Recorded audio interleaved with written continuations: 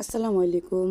আজকে আমি খুব সহজেই অল্প সময়ে পিৎজা বানানোর রেসিপি শেয়ার করব। এই পিৎজাটা খেতে খুবই মজাদার হয়। বাচ্চারা যখনই পিৎজা খাওয়ার জন্য বায়না ধরে তখন আপনারা খুব অল্প সময়ে পিৎজাটা আপনারা বানিয়ে নিতে পারবেন। এখানে আমি দিয়ে দিছি 1 টেবিল চামচ ইস্ট, 2 টেবিল চামচ চিনি, পরিমাণ মতন লবণ আর 2 টেবিল চামচ গুঁড়া দুধ। আর এখানে দিয়ে দিছি 1 কাপ ময়দা। ময়দাটা দিয়ে এখানে আমি কুসুম গরম পানি দিয়ে সফট একটা গোলা বানিয়ে নেব। এই গোলাটা আমি 10 মিনিটের জন্য রেস্টে রেখে দেব। এটা বেশি সময় ধরে রেস্টে রাখা লাগবে না। এখানে নিয়ে নিচ্ছি আমি চিকেন, গোলমরিচের গুঁড়া, চিলি ফ্লেক্স, বেশ কিছুটা পরিমাণ সয়া সস, টমেটো সস দিয়ে আমি এটা যে চিকেনটা রেখেছি এটা ম্যারিনেট করে রেখে দেব। আমার এটা ম্যারিনেট করা হয়ে গেলে আমি এখানে চুলায় একটা প্যান বসাই দিব। এখানে দিয়ে দেব কুচি করা পেঁয়াজ, আদা আর দিয়ে দেব অল্প একটু রসুন পেস্ট। এটার কাঁচা গন্ধ চলে গেলে আমি আগে থেকে চিকেনটা ম্যারিনেট করে রেখেছিলাম ওই চিকেনটা দিয়ে দিব।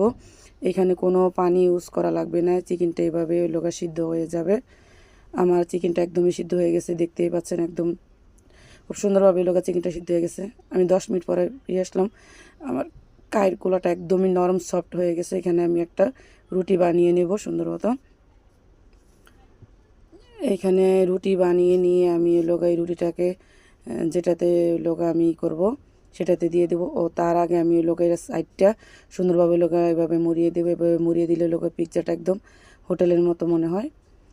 আমার কাছে আজকে পিৎজা বানানোর পিৎজা ট্রে নেয়, সেজন্য আমি এটার ভিতরে করেছি। আর কাঁটা চামচ দিয়ে খুব সুন্দরভাবে এটা একটু করে দিতে হবে। এটা খুব সুন্দরভাবে কেচে দেওয়ার পরে এখানে আমি বেশ কিছুটা পরিমাণ টমেটো সস দিয়ে দেব।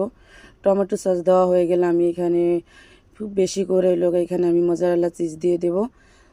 চিজটা আপনাদের পরিমাণ আপনারা যে যেরকম খেতে চান, কিন্তু চিজটা বেশি দিলে খেতে খুবই ভালো লাগে। এখানে আমি অনেকটা পরিমাণ চিজ দিয়ে দেব। চিজ দেওয়ার পরে এখানে আমি দিয়ে দেব হালকা গোলমরিচের গুঁড়া আর আগে থেকে যে চিকেনটা ভেজে রাখছিলাম ওই চিকেনটা দিয়ে দেব।